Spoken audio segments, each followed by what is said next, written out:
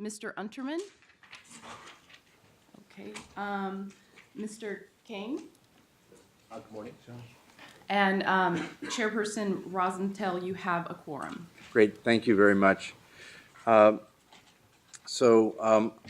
first item on the agenda is the approval of the committee agenda, but I would like to suggest that we make one change just to accommodate the schedule of Robin and Cassandra, who have another meeting they need to get to. So I'd like to move item 6 to item 3. And with that, if I can have a motion for approval of the agenda.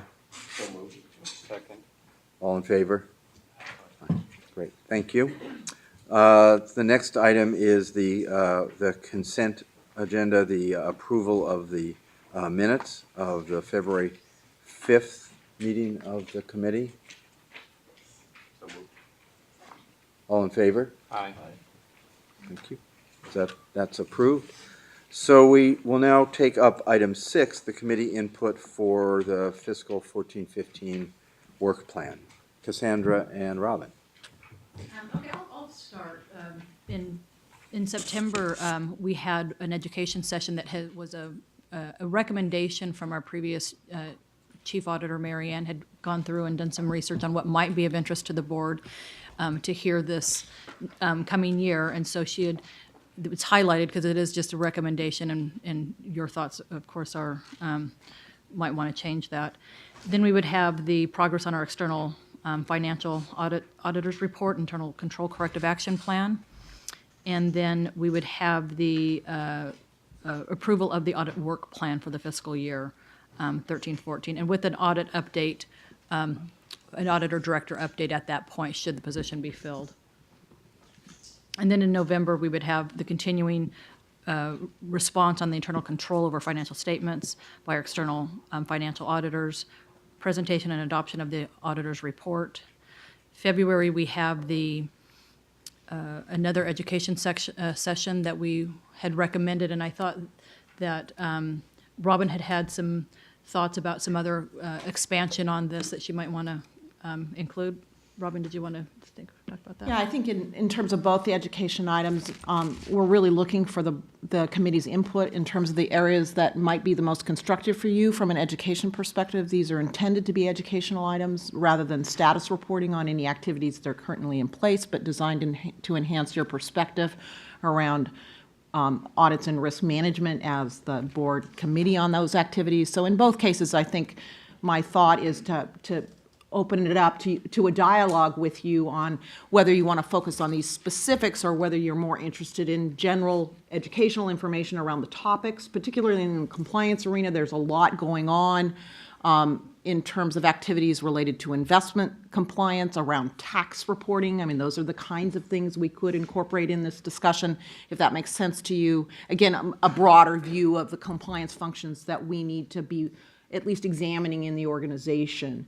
And the same is true of cybersecurity, and whether it's a generalized status report on where we are or whether we are looking for maybe a broader educational discussion around those kinds of topics. And so really we wanted to engage in dialogue. These were just put here as food for thought. So I think that's where my perspective is on the educational items.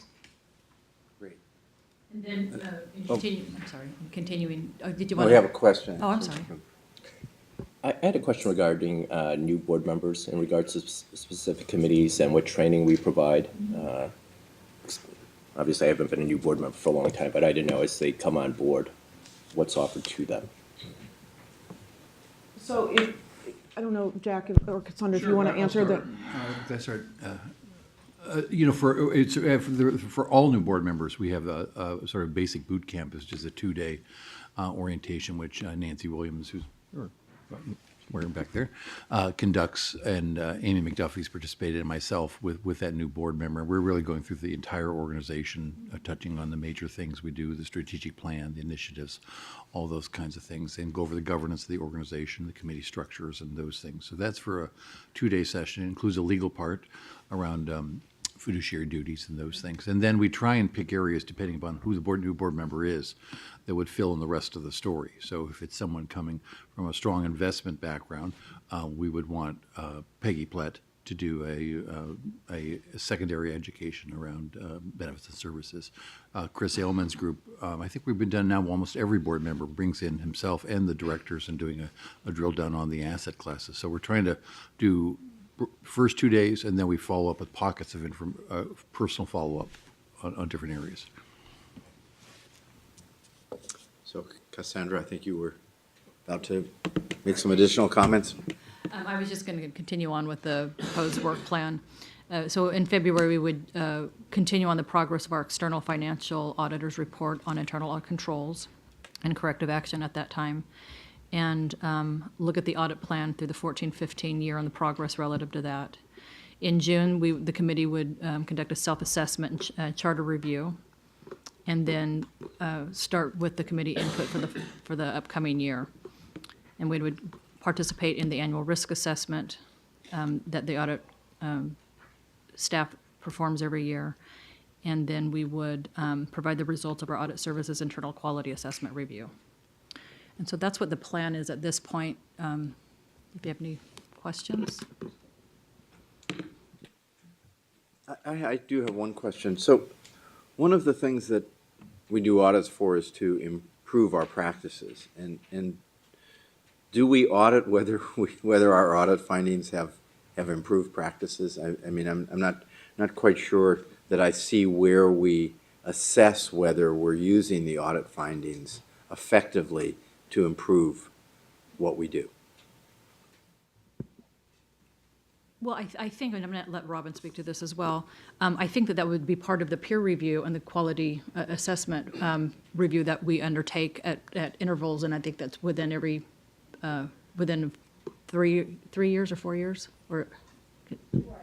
So I think what Cassandra's alluding to is the QAR, so the impact that the audits are having on the organization and making sure that those impacts are appropriate. But I can say before that, there's a process where, in conjunction with audit services, the business areas have a responsibility to provide a response to the findings, and that audit services helps us ensure that we are continuing to monitor that response and making the appropriate changes to address the findings of the audit. So I actually can answer with confidence that we are in fact using them. Whether that's appropriately presented to you in a way that you can have a dashboard view of that might be an area that we want to focus on improving based on your question. So I think the actions are happening. I think we certainly could report stylistically in a different way to give you an annual summary of what's happened. Every audit report includes those management responses, and we do have action plans internally to make sure that we are in fact following through on the commitments. But I'm not sure that we have presented that to you in some kind of an overview that might answer your question more readily. But audit services and management is following up to make sure that. Yes, we definitely do it. So. Thank you. Bob, did you have any questions, comments? Thank you, Mr. Chair. So we have before us two guys that know a lot about the specific question you asked, and it's a good question, which is, all right, so you do an audit, you get some findings. Is there feedback? Is there more? Of course, there's feedback to the organization that had the finding upon it, or the unit. But the question is there a broader feedback, maybe to the external audits? And so we have Mike here, who's the senior manager of externals. So I think a reasonable short, very brief explanation of what is the feedback of, so you go do an audit of a district, you have some findings. Is the feedback just limited to that district in which we had findings, or is there any attempt to broaden the scope to other schools that we did an audit and say, hey, here's the things that sort of seem wrong? And I know we do that, but the details I think are maybe better left for someone else. Thank you. When an audit's completed and before actually a report goes out, we do meet with the program areas to discuss the finding. And then once when the report's issued, we do follow up each month with the program areas to make sure that the findings are being corrected. But the findings are for the specific agency, and if we find enough of those findings for different types of agencies, then it could be an alert to the program areas for additional trainings for the districts. How often does that happen? Well, we just began looking at systemic issues, and for instance, sixth period is a pretty common finding, so there might be additional training for that. Just recently, we're finding a lot of findings on excess sick leave, so maybe there could be some training on that. We issued so far like approximately 24 reports this fiscal year, and those are the common findings of those 24. Okay. I think that's great, because obviously we're not auditing anywhere near all of the districts, but if we're finding some, recurring issues that should be addressed, that we should use those findings, to improve practices with all of the districts, if we can. Yeah. Mr. Chair, may I address the issue that Cassandra brought up with respect to the education? I think it is important for the board to receive cutting-edge knowledge with respect to audits and risk management. And in the spirit of that, these educational sessions are really the opportunity to bring that to the committee.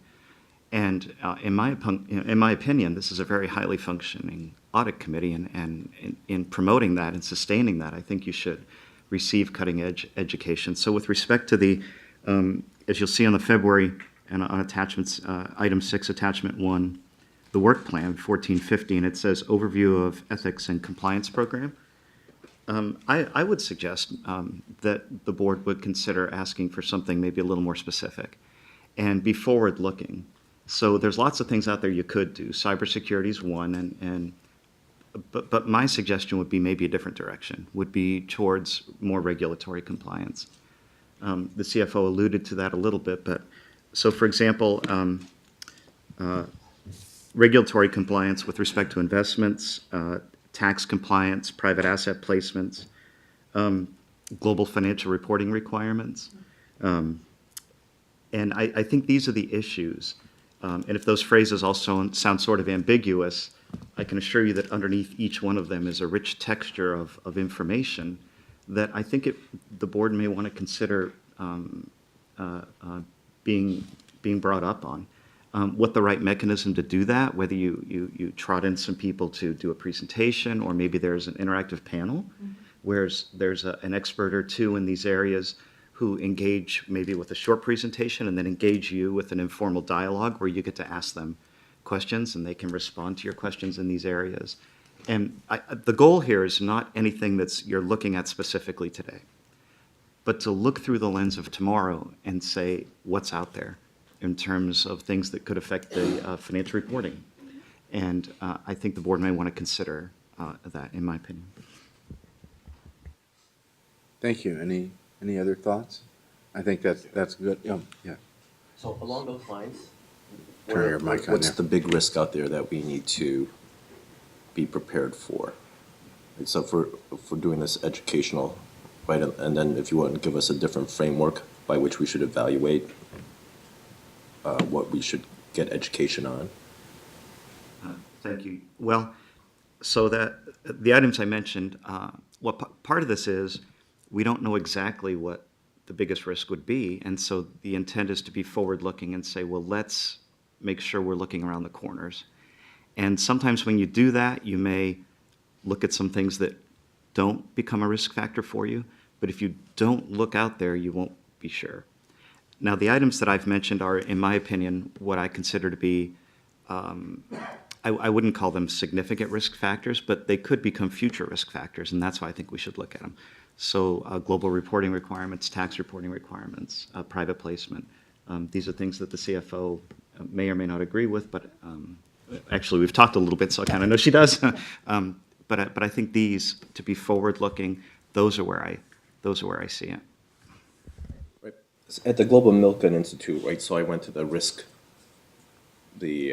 cybersecurity risk panel, right, and basically, they just stuck up a whole bunch of charts and they said, hey, there's been some attack. The question is, have you identified that there's been an attempt? So I'm just interested along those lines, right? Because they said it's going to happen, right? And I'm not just saying specifically on the topic, right? I mean, it's like if we have tax regulatory areas with and we have shortcomings, I just need to get a value attached to, its proposition and its impact on our authority.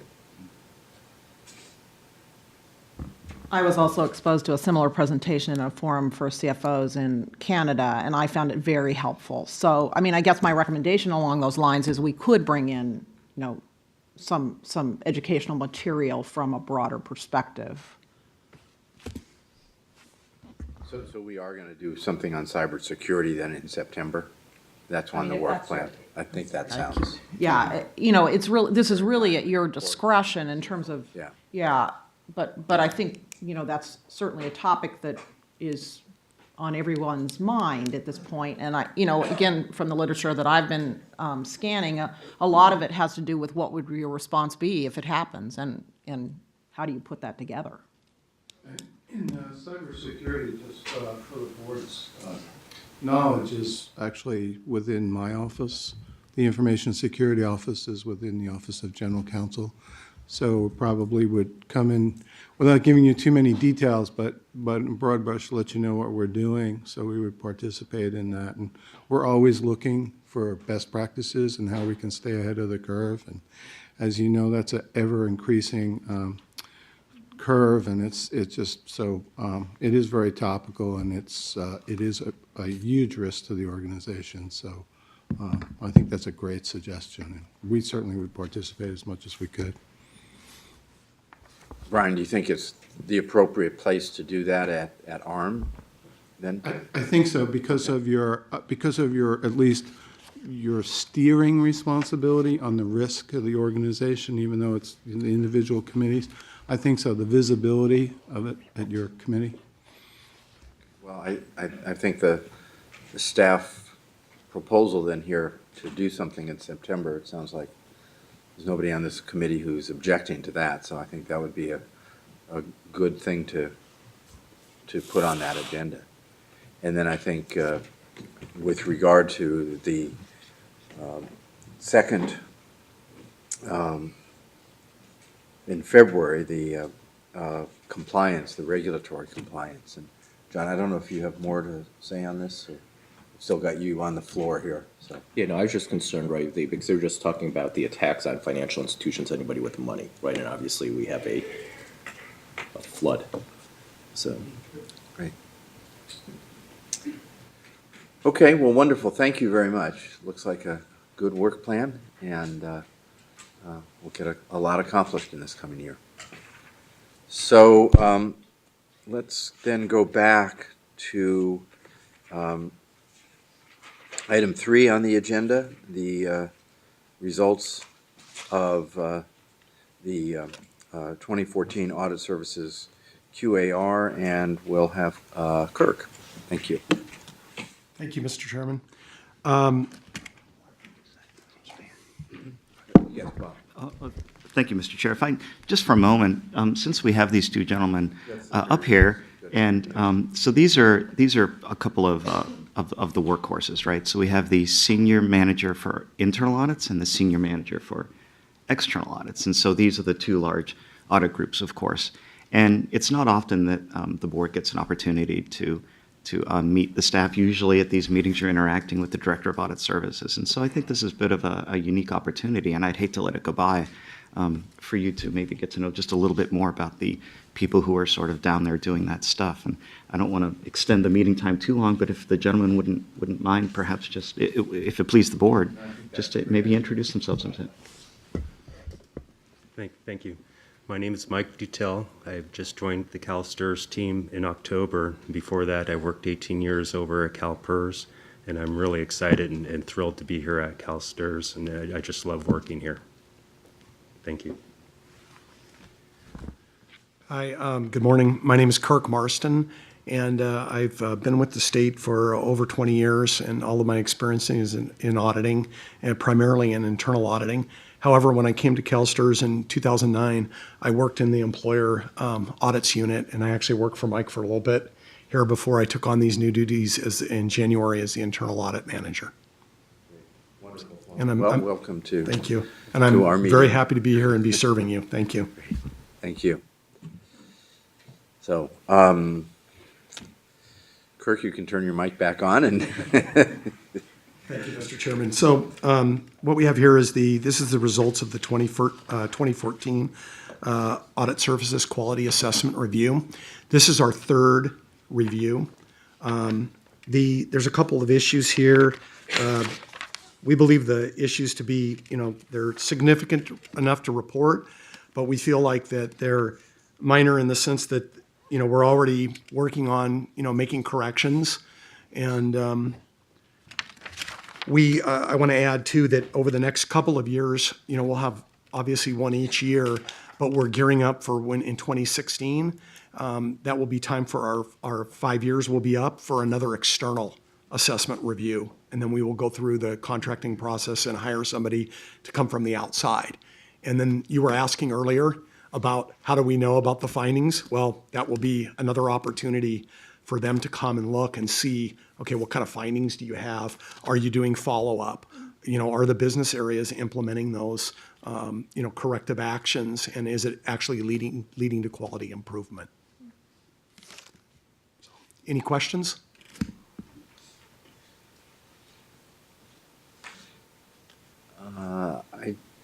I have one question. So the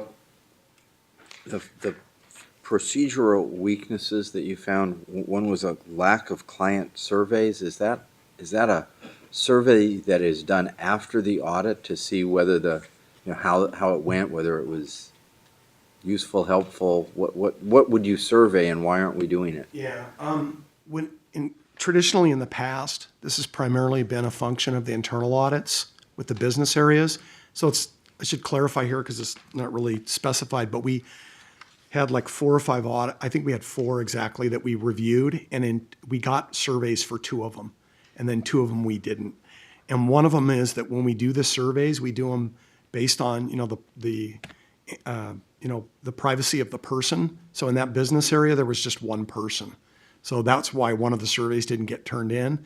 And then the other one, the auditor didn't, follow through.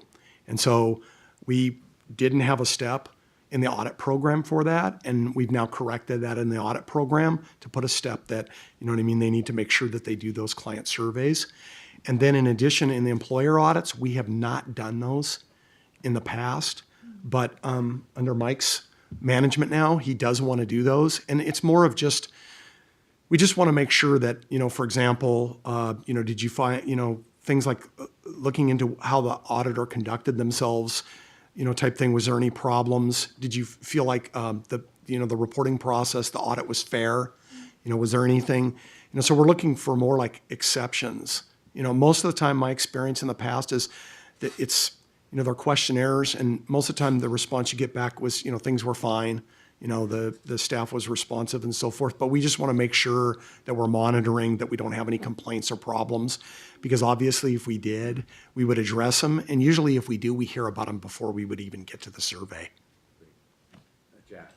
Joy and I just wanted to embed that in the larger conversation. We do post-service surveys throughout the entire organization, so this is just one, in my view, one other part of it. And honestly, it's varying success, regardless. For volumes and volumes of transactions on a telephone call center, clearly you're getting lots of data with varying experience of success and not in terms of getting your needs met.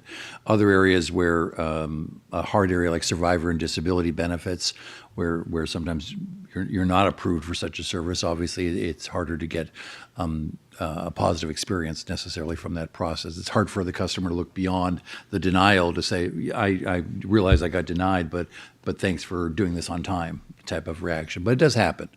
But but we, across the whole part of the organization, we really do want to keep surveying and using that data to improve. And every once in a while, in ones like this where the sample size is small, there's often a nugget though that comes back of information that tells you about a person or relationship that could be better. So it isn't as rich in information, I guess I'd argue, as some of the other customer service surveys we do here. But I think it's always good to check in with the customers. Bob, you have something?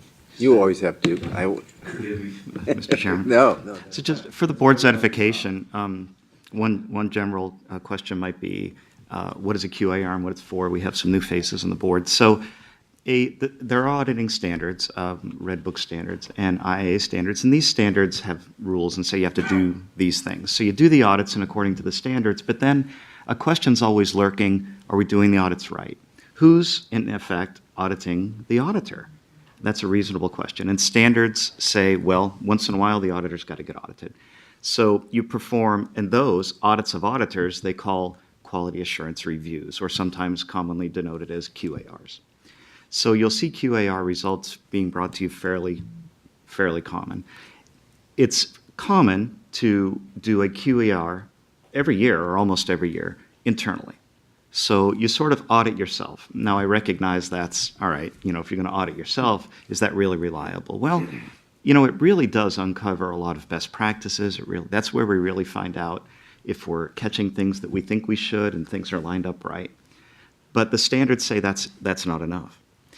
You are required under the Red Book standards to undergo an external quality assurance review where you get audited by an independent firm. And the requirement for that's every 5 years. And the next one, you said it was 16? It's 2016. 16, yeah.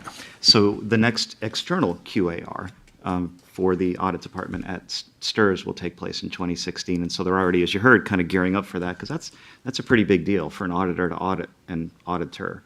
But that gives a basis as to what this report is and what you can expect to see. Expect to see QAR results coming out pretty frequently, but the big one about every 5 years.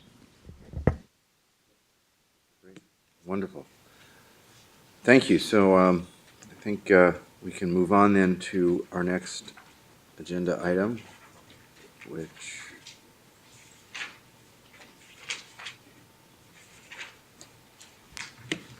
Thank you, Mr. Chairman. I think I'm up again. Yeah, I'm sorry. I'm just trying to navigate through my Yeah. iPad to get.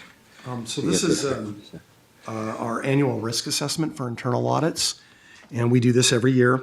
It's very similar to the one that we provided you last year in the sense that it's the same format and so forth. Of course, the content is different. Is there any questions anybody has?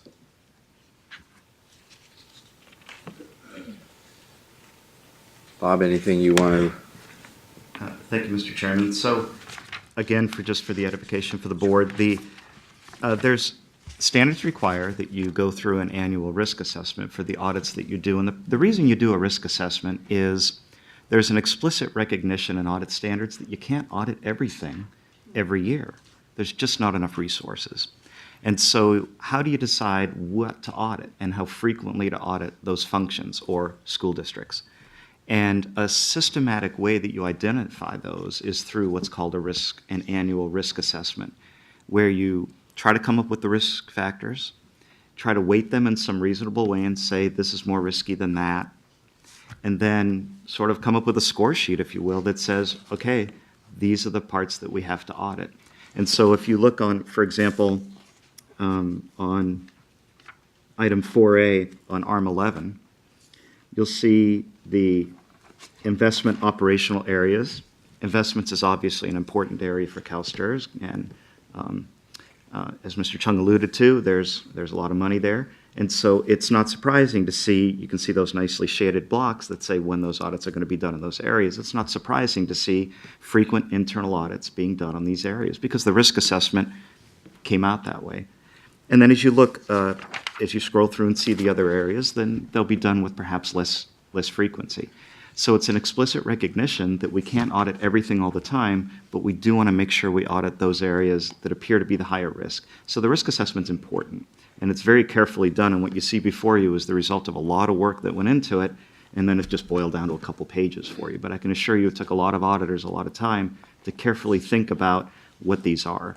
And so the board's role at this point is to sort of look through the areas and these blocks and say, all right, does that seem reasonable that you've identified the areas that we would consider to be the most risk? And is the frequency with which they're being audited appear to be reasonable? So that would be in my opinion, sort of the board's oversight role with respect to that. Thank you, Mr. Chair. Any questions on this? Joy? So I do have a question. You know, we talked a little bit earlier about the education that we were looking to do, and a couple of people mentioned some of the kind of global risks that we might want to consider in terms of, you know, financial reporting, cybersecurity, things like that. It appears that those are, you know, looking at those issues are reflected in some of the standards or objectives we see here, but I just wanted to confirm that or get feedback on that. Yeah, we, in our audit, our risk assessment, we do try to, you know, like Dr. Yetman was saying, we do have, you know, the coverage over the investment areas. We also have coverage in our IT areas. And then also, we do have some other areas of regarding corporate governance. Also, some of the tax reporting issues. We have a series of audits going on those. So we do try to cover, you know, as much as we can. Some of those are done internally, and we have the expertise, and then some of them are done with contracted audit, like for the investment audits, the IT audits. And prior to the meeting too, when I do these plans, I also meet with the business areas. And for example, IT just had a very large audit done a couple of years ago, and there was a lot, you know, there was a few concerns, so it's taken them some time to go through those and correct those. And then this year, we're going to be using to plan on how we want to plan out the audits over time and get them more on a schedule, like investments, instead of just one big audit like we had. So there's Dr. Yetman, I mean, he laid it out very well. There's a lot of work and a lot of planning that goes on to it, and I know that it's not visible a lot of times. But we do try to cover as much as we can, and we want to make the board and Jack and upper management of CalSTRS aware, you know, of all of the different possibly, you know, the risks, and try to assess it and bring it to the attention. And of course, our management team is very heavily involved in that with the risk management process. So I have a couple of questions. So in the past, we used 2 criteria, and now we've changed that to 5 criteria to determine what to audit. And the previous 2 criteria were impact and probability, and the new ones really seem to downplay probability. I mean, as I read through those 5, I don't see any that really to discuss probability. They're much more impact oriented. So I was just wondering how that redefinition of the criteria came about, because it does seem to me that probability is still a pretty important factor. Yeah, and maybe part of the problem is I think that it's not explicitly, you know, laid out there, but it's implied within the 5. And maybe we could do a better job to pull that out in our language. That's something that I'm sure we could adjust and correct, if that would, you know, please the board to put that in there. That's not a problem, because obviously probability plays a role in all of this, you know. Right. What do you think the percentage chances of this fraud occurring? Or Right. what do you Let's think? not audit something that's Right, not going to happen. Right. All 5. You think they're incorporated in all 5? I know it is. Yeah, it is. It's incorporated. The answer is yes. The answer is yes, but it's just not, the word probability, well, I guess I should have explained myself, but it is not specifically written down there. But we could, I mean, that's fine if we want to include it in the language. Well, I just want to make sure that that's part of the thinking, because to I mean, answer, some then, of the to answer more correctly, yes. because some of it seems like the application of these new standards, these new criteria, has led to some changes, you know, delaying the private equity and the innovation and risk audits, and I was wondering, you know, why that is. Some of the change in the scheduling had to do more with the logistics of getting the contracts and getting the actual audits done. And so it kind of threw our schedule off, but you can see we got back on track with 14, 15. We've always tried to do 2 investment, you know, audits per year. And just this 13, 14, that didn't happen. The audit that we had done by, I don't know if you remember, we had an audit done by KPMG on the fixed income, it kind of rolled into, you know what I mean, 13, 14, even though it's not listed here, but it was actually started in 12, 13. But I'm confident, you know what I mean, going forward, we will be able to return to that schedule. So why did we have the problem in 13, 14? My understanding with it was that there was some problems with getting the contract, you know, established. There was some delay in getting an outside vendor to do the audit. And so then there was, you know, just timing issues with that, logistically, within audits, within investments, within, in our business area of establishing that. And it just took more, it delayed things. John? And so why was there difficulty procuring an outside vendor for this audit? Is it something we do? Is it something they do? Was it lack of expertise out there?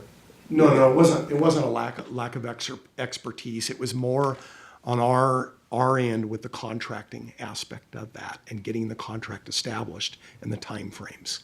So is it our preparation, or is it we have certain standards we have to meet that make it? It was more our preparation and just getting the contract done, getting it set up. It got delayed and. Thank you. So specific to difficulties in audit services, or, I mean, I know when we had the transition with the whole IT system, we had contracting delays. That's what and it's this was related just to. one of the casualties of that Right, for the transition BD process. and procurement, yes. Okay. Any other questions or thoughts on this matter? Great, then thank you very much, Kirk, and we'll then move on to the, to 4B, the employer audits, and for that, we'll turn to Mike. Welcome. Thank you, Mr. Chairman. Item 4B is a presentation of Audit Services Annual Risk Assessment for Reporting Employers. The risk assessment results rank each employer in high, medium, or low categories for the purpose of developing the audit plan for the employer audit team. I'd be happy to answer any questions the committee may have. Bob, do you have any introductory remarks or questions to ask? Thank you, Mr. Chair. So as the board can see, item 4B, page 2, or ARM 23, these would be the risk factors. So in doing the risk assessment for the employer audits, it's necessary, again, to score them, particularly for employer audits, because there are so many employers that could be audited. But yet audit resources obviously are insufficient to do anything but a small fraction of those. And so choices have to be made. And part of being an Audits and Risk board member is helping make those choices. What risks are acceptable to bear? And so a risk assessment is a systematic attempt to explicitly make the risks, put them on paper. This is how we're going to pick and choose which ones. So you don't see a schedule before you who's going to get picked and choose or what their score is. Well, that's something an auditor would rather hold close to their vest for reasons I'm sure are obvious. Nonetheless, it is explicit what the risk factors are, which I think is really nice. So if there's any questions on items 1 through 9, but you can sort of scan through there and say, yeah, right, prior audits is number 9. Well, that makes a lot of sense. That's if we have prior findings. And you can see heavily weighted to special compensation of $5,000 or more. I think it's pretty obvious what that's directed towards, overpayments in the last year that might lead to an increase in benefits. Also, number 2, high monthly allowance. And number 1, an increase in annual compensation earnable greater than 10%. So you can see that a lot of these are directed towards items that the board has brought and said, we think these are important things. We think these are things that you should be looking at when you audit these school districts. And so the document here that you see before you is living and breathing document. It's not carved in stone by the standards. It reflects the board's, it reflects your collective interests and collective desires to what school districts should be more frequently audited. So that it's an opportunity for you to weigh in on those factors. And by scanning through these items and the weight that is attached to them, if you have any questions about that, I think that's appropriate. But the way it's come out now is certainly a function of prior discussions with the board. Thank you. I guess the one question I would have is, so we have 1,106 employers who are classified in the low-risk category. And if we do 34 employer audits and 10% of those are from the low-risk pool, we're going to do 3 or 4 audits of a pool of 1,100 districts. Is that enough? I mean, I'm just wondering, it just seems like an awfully small number. I mean, That's a great question, and it's the omnipresent question facing auditors. When you have before you a sample of things to audit, it could be, the IRS faces the same question, Mr. Chairman, with respect to taxpayers. Right? It's the consummate question that faces auditors. How many of these should we audit? Because there is a reasonable expectation that if you audit more, you'll probably find more things, right? And the only way to be 100% sure is to audit 1,100 of them, and of course that appears to be impractical for many reasons. So then, how can the board be comfortable? Which is your question. It's a great question. How can you be comfortable that the scope is sufficient, and that the scope of audits is sufficient, that enough audits are being done, and that those resources are being directed towards the right districts? And I got to be honest, don't be surprised, there's no easy answer to that. You do the best you can with the resources you have. The risk assessment makes plain where the board's reflective interest has been so far with respect to what we should audit and not. Are there enough resources in audit to get the job done? Well, gosh, that depends on how many you think to be the job. Certainly, you wouldn't want the focus of CalSTRS to become an audit entity. It's focused on serving its members, building the fund, securing the retirement for California's teachers. Audit plays an important role within that. And just the presence of an audit is sometimes enough. It's sort of like the police officer on the side of the road who maybe doesn't have his radar gun on, but you slow down anyway. And so the presence of a vigorous audit function, even if you don't get audited specifically, can be of value.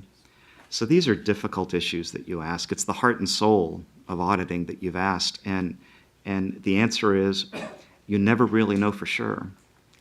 But you come to a level that you think is sufficient. And what you look at is results of the audits. If you're finding systemic problems constantly, then that is an indicator that perhaps you need to step up your efforts. So what are the results of our audits of low-risk pool employers? Well, we just started tracking this on the Access database for the last couple of fiscal years. We mainly concentrated on the high-risk entities instead of the low risk, but we do medium and low also. So I'm sorry I don't have an answer on that, but we do find more the systemic issues on the higher risk agencies, mainly because the risk assessment is just for a potential audit, and on these risk factors over here, it's also based on occurrence. So the larger agencies have more members. For instance, on risk factor 1, with the increase over 10%, they're going to be ranked from 0 to 5. If they didn't have any members, they would have that hit that risk factor. They wouldn't get any mark. But if they had, let's say, over 100, they would get a 5. So the larger agencies would have rank higher on the risk, and they would have more systemic type issues, and that's what we're finding on the high risk. And we aren't really finding the systemic issues on the low risk. You're not? No. I mean, that's important, I think, to know that our determination of what our high, medium, and low risk is correct based on when we go in to do audits, what findings we have. So I think that's useful feedback to this committee to know that while we're only doing maybe 3 or 4 audits out of the low risk pool, that those are audits that aren't finding anything. I mean, if we start to find that we find things, then I think we need to reconsider how we're allocating the districts to the different risk pools. So, Grant? Thank you. The other thing that I guess I would ask you is, given that employer audits, the findings tend to be around reporting compensation. We have a compensation review unit. Should that give us some comfort that we're doing more just beyond the school audits we do? The answer is absolutely. And the compensation review unit, as you pointed out, is a really important component. Looking at those compensation-related issues, the terminal compensation issues. And you can think of that as essentially an audit function. I know it's not titled that way, but that's essentially what it's doing. So you're right. These audits themselves represent a piece of the internal control structure and the governance structure, but certainly not its entirety. Thank you. I think also that the imprint of the compensation review unit adds a emotional element to the employer situation that's extremely helpful. I mean, I guess to Paul's point, I guess theoretically you could, if you were a medium or small employer, you could play the odds here that you're not going to get caught or something like that, be given on the probability of the audit. But in reality, we have seen a significant reaction from the employers, good, bad, fear, concern, whatever adjectives you want to use around that, around the investigative activities of the CRU. So there's no doubt it's created a sense of high probability that things are being reviewed, checked, computers are looking for anomalies. So I can tell it's a very good complementary activity to this, to setting that, of kind of taking care of sampling concerns or things like that might game the system. I think it's very effective. Okay, great. Thank you. So let's move on then to item 5, which is the audit plan for fiscal years 14 through 16. Thank you, Mr. Chairman. As you said, this is our audit services proposed audit plan for fiscal years 2014 to 2016. So it's a 2-year plan. As Dr. Yetman pointed out before, again, this is per our audit services charter and auditing standards.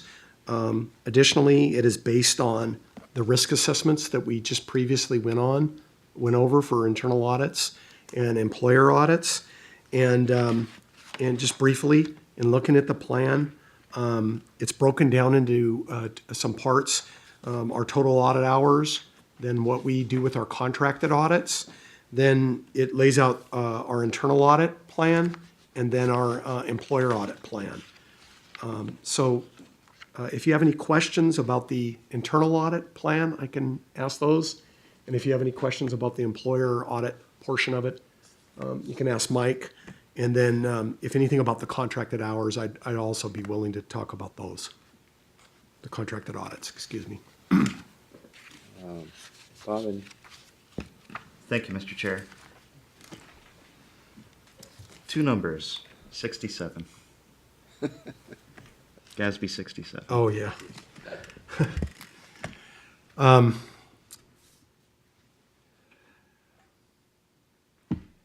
Sorry. Perhaps I should start with, clarify for a little bit. the members Yeah, of the board who are for the edification of the new members of the board. The Governmental Accounting Standards Board promulgates standards that dictate how financial statements will be prepared and presented to the public. As part of that, they're constantly trying to improve, and as each one comes out that gets a new number, one of the more recent ones is called GASB 67. GASB 67, the upshot of it is that it requires CalSTRS to prepare a schedule which will provide an estimate of the liability. And it requires that to be broken out by employer. So you can imagine a spreadsheet that will have the school district's name, San Diego Unified, LA Unified, and an allocable percentage of the expected liability for future benefit payments. This is the first time that this is ever going to be done on financial statements. And it's been quite a hot political topic because it lays bare one plausible estimate of the liability. It also asks each employer to pick up their share of the liability. And of course, just because CalSTRS puts forth a schedule. It doesn't mean that the school district would need to necessarily include that number in their financial statements. That is an issue to be taken up with the school district and its own individual external auditor. Nonetheless, one can imagine that this schedule would be highly publicly visible. The first time it's being done, the first time you do anything is quite complex.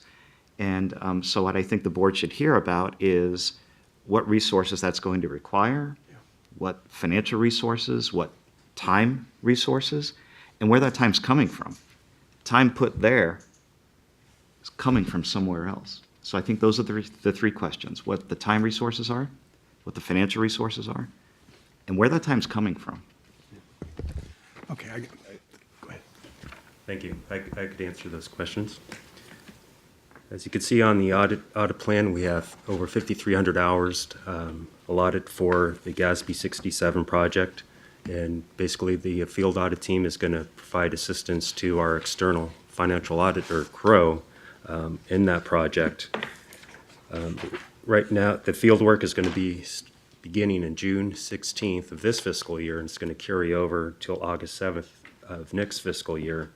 And we have 20 staff auditors working on this project with Crow. We already started with the pre-engagement portion of this audit last month.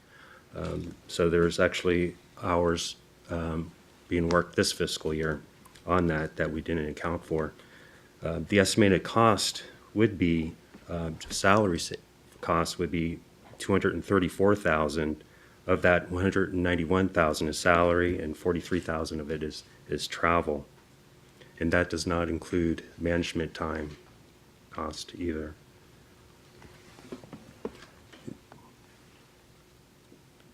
Any other questions? Could I ask a question, just myself? I was wondering if you've had any conversations with CalPERS just on their audit plan. Are they going to be in potentially the same schools with their auditors with us? Or if not, could we just kind of understand how that's going to work? Yeah, actually, I did contact a couple senior managers over in the audit department at CalPERS since I've come from that department, and none of them were aware of GASB 67, and they had no talks with their financial auditors. This was a few months ago, and I did review their board minutes, and it said little, if anything, on GASB 67. Well, why don't we follow up again? Now we're getting closer to the time frame. It's probably time to see what's going on. I wouldn't mind just hearing what their audit plan is, particularly if we're, intersecting on the same schools and all that kind of stuff. Let's think about coordinating with them a little bit. Thank you. Yeah. Thanks. What about with respect to the external auditor? So you mentioned the external auditor will obviously have to opine on these numbers, give their opinion that they're materially correct and in accordance with standards. Well, they're brand new standards, and I would expect this to have an impact on the external audit. It's probably useful for the committee to have some idea of what that might be. Yeah, we've been in contact with Crow, and of course, this impacts their work plan. And some of that, we've alleviated some, by providing staff, to them, and some of the cost and the time that they would have. Obviously, it's going to increase, our contract and the contract amount, and I believe that's covered in another time frame for the board, to consider. But it's, significant, increase, and there's a range there. We have a range because we really don't know right now at this point in time, how much time exactly and what the cost will be exactly. We do know that, this is going to be about 100 employers, and, they've been being notified as we speak. It's going on, and all of that is being scheduled and coordinated between CalSTRS and Crow. So far, the responses, most of the school districts have responded, that they plan on giving us a contact person and being ready for it and so forth. Obviously we get questions like, well, is this one of your regular audits? You know what I mean? Or is this, what is this? And then we, of course, explain to them, no, it's different. It's for the financial statement. And as Dr. Yetman stated the reasons why, and that it's for this and it's at a higher level. And it's not as, when we go to audit, we look, we go all the way down to, a member's account, and we look into their defined benefit and their defined benefit supplement. This will be at a higher level, and there's kind of a couple components to it. They will be looking at member demographic information, and then they will be looking at a higher level of the payroll and how that relates to the employer's general ledger. John? Personnel expertise. So internally, we have 20 people assigned to it. Their level of expertise, and especially on GASB 67, Crow-Horwath, and those school districts, right? Because part of the issue is you have a generation that's retiring, right? We face it all the time in the controller's office. They're bringing on people that don't have experts, right? So we have, in the controller's office, we have to spend a lot of time trying to go through that, trying to explain things to people. And so I just want to get a sense of where we are internally, and then our partners on this program or this responsibility. Thank you. I'll go ahead and talk about the external, and then you can talk about your staff and the internal part. The Crow already, with their team and some of their partners and their staff, they're already in the schools.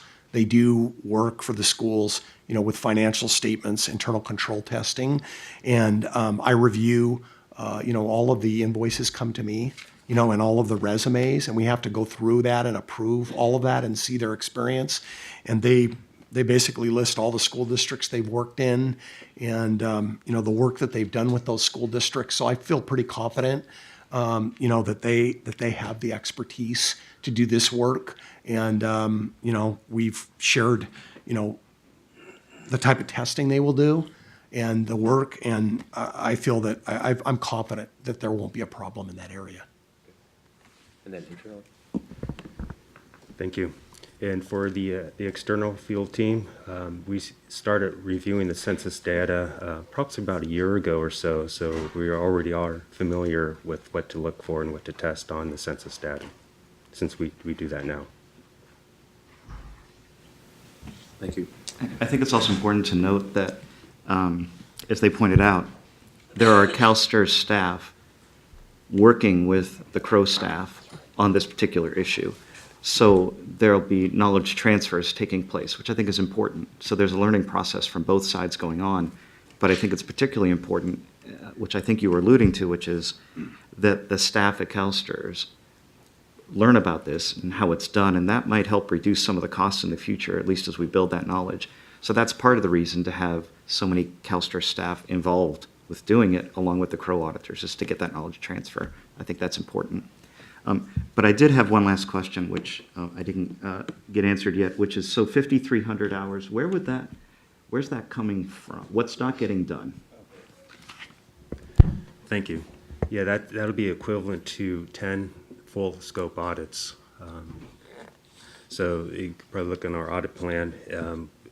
It's just going to reduce it by 10 audits. School district audits. School district audits. So we've been trying to increase the number of audits. Right. If we're reducing the number of audits, are we going to be doing 34 audits, which was described in the external audit plan, or are we doing 24 audits? No, we'll do 34 audits Okay. next fiscal year. But If we we would have weren't done helping out 40. with Crow, we'd be able to do an additional 10 on top of that. I'm sorry that I'm so full of questions. So do you think that will be on, if you don't have a crystal ball, and so I forgive me in advance for my question, but the 5,300 hours, do you see that dissipating over time as we learn, or will it sort of always be there? Are we in a new regime? What are your thoughts? That's a really good question. When we put the 5,300 hours down, that was initially budgeted for 10 staff for 3 full months, and it just happens to be 20 staff at approximately 6 weeks or so. And we'll have a lot better understanding of what needs to be done in next time around after we complete this first round. My hope is that we'd be able to keep that figure under the 5,300 hours for next fiscal year. And as each fiscal year progresses, we'll get better at it. Maybe we can start doing a better selection of districts to keep it more in the area. Right now, we're scambling. It's all spread out through California. They're randomly selected. Maybe we have to rethink that. There's always better ways to do. Unfortunately, this is the first time it's never been done before. So there's going to be that learning curve, and I do expect that number to go down in the future. Mr. Chairman, I wanted to respond to something that was brought up about the Crow teams too, just so what we tried to do is when we created, they gave us a schedule, for the dates and the employers. And so we went ahead and assigned staff, and they have a lead for the Crow team, a manager who's very experienced, in doing this type of work. And so we matched up, our employer auditors with the team, and then they will follow that team, over a 2 or 3 week span. So it won't be like in and out, changing teams. It'll be a team of Crow, an audit manager and their auditor and one of our auditors with them, and that team will stay together, during the work for that time frame. So I think that will also, help with conducting the audit and putting the experiences together and then carrying through. So we should get some consistent, we'll get more consistent auditing that way. Harry?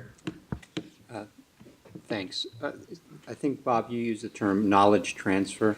The 5,300 hours, and if you look at the cost of that on another item on the agenda, it's not a minor cost.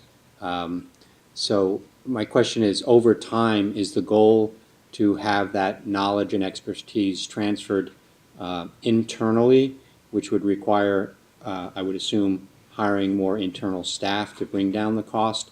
Or is the long-term goal to have someone from the outside continuing to do this work, and the expectation will be it's going to cost X amount of dollars, which appears later on in the board agenda item. So where do you see that knowledge transfer going? How long do you see that knowledge transfer going as in the ultimate goal for that knowledge and expertise to be brought in-house completely? And if not, how do we bring down those costs over time? That's a very good question. I think it wouldn't take long for the knowledge transfer to occur, and there's always better ways to do things. Possibly instead of a large cost of that is travel and also for time. Maybe we can get at some point where they can submit the information through a secure employer website so they can be desk type audits. That's something we could look at. This is the first time we're doing it, and we're going out in the field, and it's just going to be a larger learning experience at this time. But I do anticipate the cost going down on that, and I would certainly accept that for us to take on that responsibility also. If I could just follow up. Yeah, let's see, I'm going to move you up.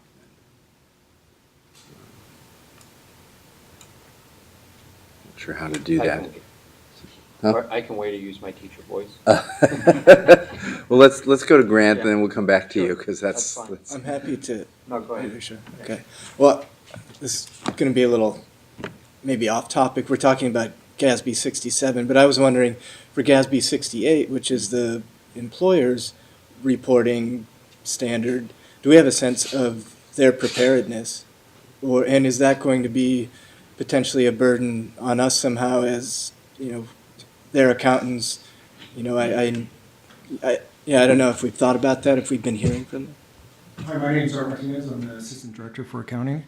And so Robin and some of our staff have been working pretty diligently on informing the employers about this by holding various webcasts and I think trying to do essentially a roadshow throughout the year, trying to communicate this in different forums, conferences, etc.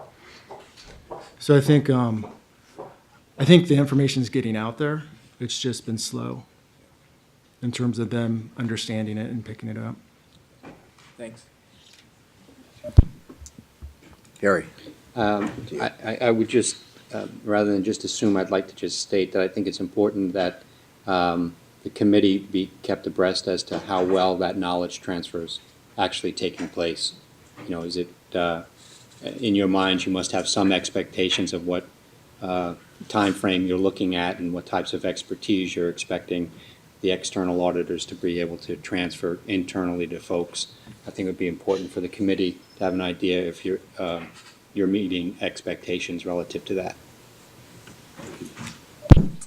Yes, go ahead, Bob. So Member Keeley, that was a good question you had, but I want to make sure that that the board knows there's two parts to these expenses. One is the cost internally of the CalSTRS staff complying with this law, and then there's also the cost you alluded to externally for the increased work by the external financial statement auditor. So although I would expect all costs to fall over time as everyone gets used to this, this is a permanent positive shift in the cost of getting audited. What that number will be, we don't know, but I would tell the board that will never go way down to zero, even once the auditor becomes really good at doing it, because now they have a whole new set of procedures that they have to do and to prepare this schedule. And it takes a lot of work because you need to go out and, as you said, is it 100? Yes. They're going to 100 school districts that they didn't used to have to go to. They used to be able to do most of the auditing work right here, right? And so that's a significant cost that GASB 67 has imposed on organizations like CalSTRS, and it's a permanent shift. Does the amount that will be discussed later reflect the permanent shift?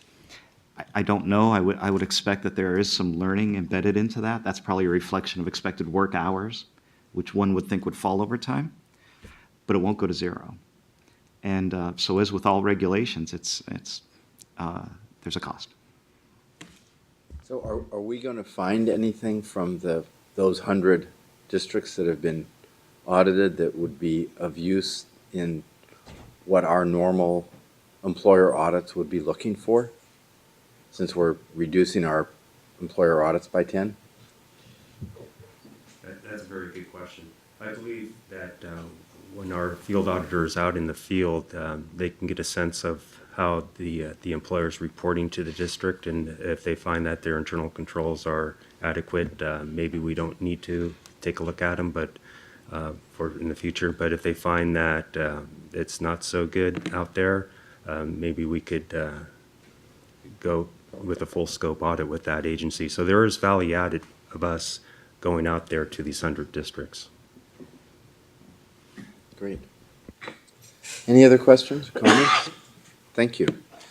So I think we're now item 7, which is review of information requests.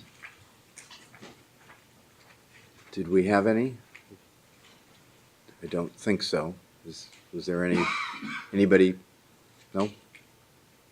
No? Okay. The draft agenda for the next meeting, item 8. Any comments or questions from anybody? No? Okay. Then I think we are the